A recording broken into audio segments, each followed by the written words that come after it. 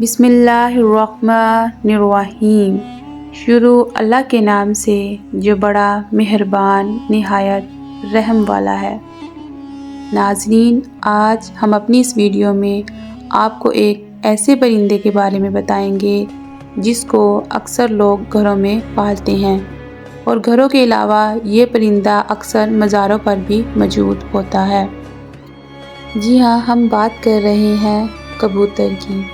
کبوتر ایک ایسا دلکش اور خوبصورت پرندہ ہے جو ہر کسی کو اچھا لگتا ہے، اور یہی وجہ ہے کہ یہ پرندہ اکثر گھروں میں پالا جاتا ہے، اور گھروں کے علاوہ اکثر مزاروں پر بھی یہ پرندہ موجود ہوتا ہے۔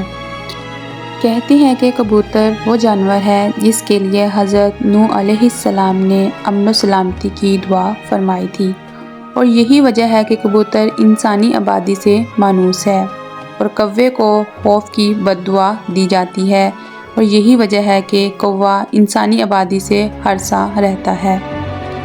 اسی وجہ سے لوگ آج تک اسے منحوس سمجھتے ہیں۔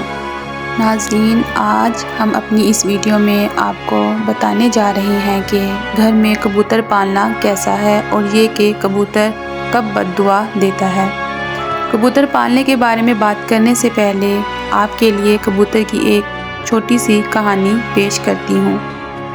تفاسیر میں ہے کہ حضرت نوح علیہ السلام نے جب کشتی کو جودی پہاڑ پر ٹھہرایا تو آپ نے کشتی کا وہ حصہ کھولا جہاں پرندے رہتے تھے، تو آپ نے کوے سے فرمایا کہ زمین کو دیکھ کر آؤ اس پر کتنا پانی باقی ہے، یا یہ دیکھ کر آؤ کہ کتنا شہر غرق ہو چکا ہے۔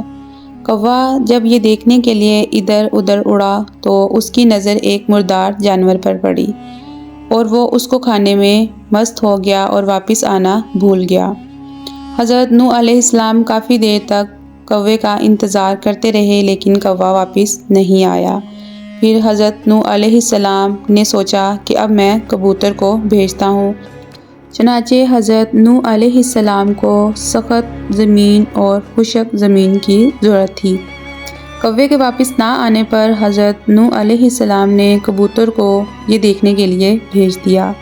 کبوتر جب ادھر ادھر نظر دوڑانے لگا تو اس کو زیتون کا ایک درخت نظر آیا۔ کبوتر نے زیتون کے درخت سے ایک پتا اتارا اور حضرت نوح علیہ السلام کے پاس لے کر آیا۔ جب حضرت نوح علیہ السلام نے زیتون کا پتا دیکھا تو ان کو اندازہ ہو گیا کہ پانی کی گہرائی کم ہو چکی ہے، کہ درخت اب نظر آنے لگے ہیں، مگر زمین ابھی صحیح طرح سے خشک نہیں ہوئی ہے، تو مجھے چند دن اور انتظار کرنا ہوگا۔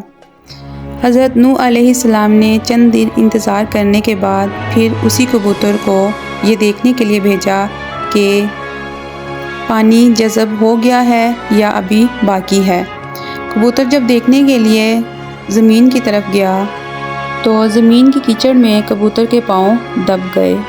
کبوتر جب دوبارہ حضرت نوح علیہ السلام کے پاس آیا تو حضرت نوح علیہ السلام نے جب اس کے پاؤں کی طرف دیکھا تو ان کو اندازہ ہو گیا کہ اب پانی زمین میں بالکل جذب ہو گیا ہے، لیکن زمین ابھی صحیح طرح سے خشک نہیں ہوئی۔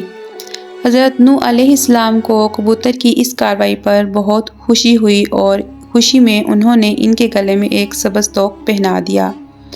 آج وہی توق کبوتر کی اس خوش بختی کی خبر دیتا ہے، اور ساتھ ہی حضرت نوح علیہ السلام نے کبوتر کے لیے امن و سلامتی کی دعا فرمائی۔ حضرت نوح علیہ السلام نے فرمایا، جتنا پیار مجھے کبوتر پر آتا ہے اتنا پیار کسی اور جانور پر نہیں آتا۔ یہی وجہ ہے کہ کبوتر آج انسانی آبادی سے مانوس ہے، اور اس کو خوش بختی کی علامت سمجھا جاتا ہے، کیونکہ کبوتر نے حضرت نوح علیہ السلام کی بات مانی اور ان کے لیے خبر لانے کا کام کیا۔ روایت میں آتا ہے کہ سیدنا انس رضی اللہ تعالیٰ عنہ کے چھوٹے بھائی نے ایک پرندہ پال رکھا تھا۔ جب رسول اللہ صلی اللہ علیہ وآلہ وسلم ان کے ہاں تشریف لاتے تو اس سے کہتے، اے ابو عمیر، پرندے نے کیا کیا؟ یہ حدیث اس بات کی دلیل ہے کہ آپ صلی اللہ علیہ وسلم نے پرندے رکھنے سے منع نہیں فرمایا۔ اگر گھر میں پرندہ پالنا منع ہوتا تو آپ صلی اللہ علیہ وسلم ضرور انس رضی اللہ تعالیٰ عنہ کے بھائی کو اس بات سے منع فرماتے۔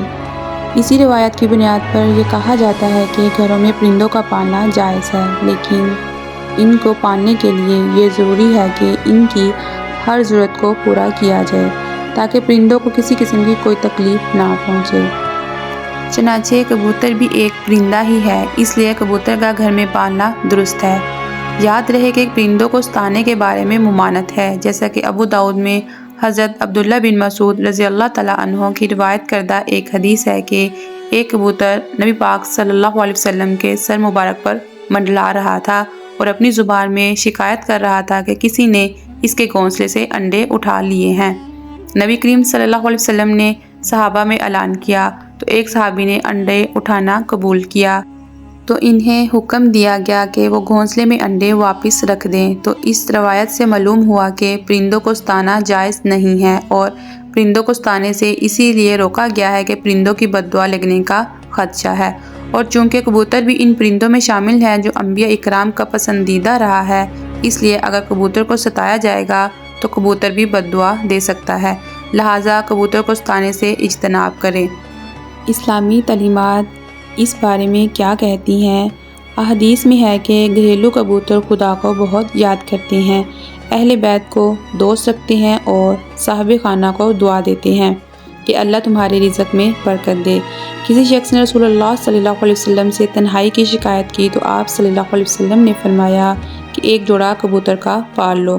حضرت جعفر رضی اللہ تعالیٰ عنہ فرماتے ہیں کہ کبوتر پیغمبروں کے پرندوں میں سے ہیں، کبوتر گھر میں رکھو چونکہ حضرت نوح علیہ السلام نے اس کو پسند کیا اور اس کو دعا دی۔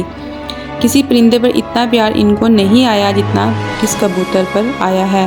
آپ نے فرمایا جس گھر میں کبوتر ہو اس گھر کے رہنے والے جنوں کی آفتوں سے محفوظ رہیں گے، چونکہ جنوں کے بچے گھروں میں کھیلتے پھرتے ہیں، جس وقت کبوتر گھر میں ہوتے ہیں تو وہ ان کے ساتھ مشغول ہو جاتے ہیں اور آدمیوں کی طرف متوجہ نہیں ہوتے۔ اسی طرح ایک اور روایت میں آتا ہے کہ کبوتر کا جو بھی پر جھڑتا ہے وہ شیاطین کی نفرت اور بھاگنے کا سبب ہوتا ہے۔ ان روایات سے یہ بات معلوم ہوئی کہ کبوتر کا گھر میں پالنا موجب برکت ہے، جیسے کہ آپ صلی اللہ علیہ وسلم صحابی کو گھر میں کبوتر پالنے کا فرما رہے ہیں، تو اس سے یہ بات معلوم ہوتی ہے کبوتر پالنے میں خیر ہے۔